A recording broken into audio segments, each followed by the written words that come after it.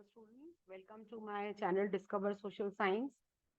आपके सामने लेसन 2 के इकोनॉमिक्स के इम्पोर्टेंट क्वेश्चंस की एक एक पेज वाइज मैं आपको बता रही हूँ कि आपको क्या करना है।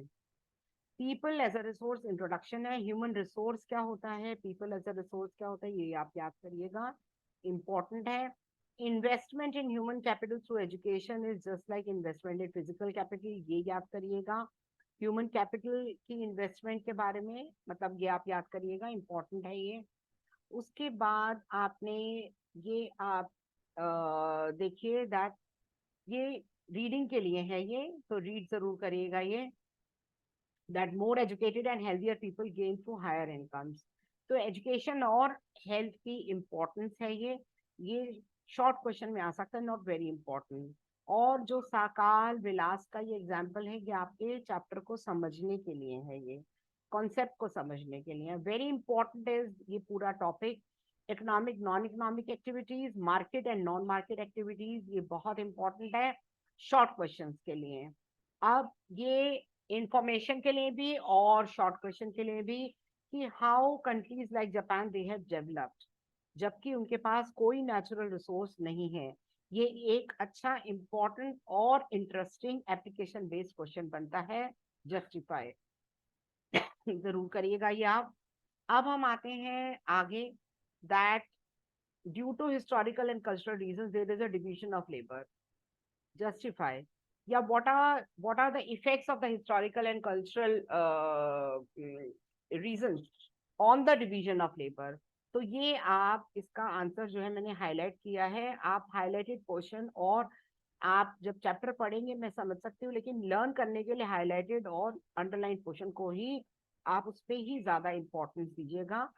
तो ये women they are paid low, organise sector, ये सब आपने क्वालिटी ऑफ पॉपुलेशन। अब फैक्टर्स जिसमें क्वालिटी ऑफ पॉपुलेशन डिपेंड करती है, तो ये फैक्टर्स में जैसे आपको example plus concept, example plus text, तो आप एग्जाम्पल पे फोकस करिएगा, नहीं करिएगा उसको पढ़िएगा। बाकी कॉन्सेप्ट मैंने अंडरलाइन किया हुआ है, जो आपको लर्न करने का मैटर है वो आप अंडरलाइन करा हुआ वही लर्न करिएगा। डेटा वगैरह आपको लर्न करने की, रटने की जरूरत नहीं है।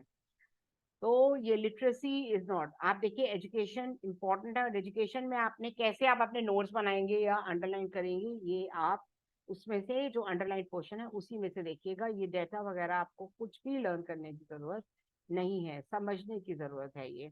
नेक्स्ट इंपॉर्टेंट आ जाता है हेल्थ। दैट आपको देखिए सारे फैक्टर्स एकदम से नहीं आएंगे, पर अगर आते हैं तो आप उसको शॉर्ट कर लीजिएगा, शॉर्ट में अपने नोट्स बना लीजिएगा। डिस्क्रिप्शन बॉक्स में मैं लिंक शेयर कर दूंगी चैप्टर की एक्सप्लेनेशन का भी।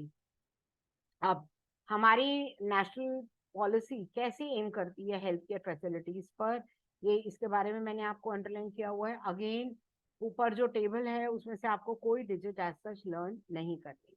अनएम्प्लॉयमेंट बहुत इंपॉर्टेंट है, 95% इसमें से क्वेश्चन आता है। और अनएम्प्लॉयमेंट जो है ये सीजनल डिस्गाइज अनएम्प्लॉयमेंट क्या होती है, ये बहुत इंपॉर्टेंट है ये। उसके बाद में अनएम्प्लॉयमेंट एज सच बहुत इंपॉर्टेंट टॉपिक है, सीजनल डिस्गाइज का डिफरेंस। उसके बाद में effects of unemployment on a country, ये सेकंड कॉलम जो है उसके बारे में है। आप देख रहे हैं मैंने अंडरलाइन किया हुआ है, तो इसको आप ध्यान से देखिएगा। और अनएम्प्लॉयमेंट के जो इफेक्ट्स हैं हमारी पॉपुलेशन पे, ये आप ध्यान से देखिएगा। Okay students, thank you so much. Please subscribe करिए, लाइक करिए, शेयर करिए और कमेंट करिएगा। Thank you student.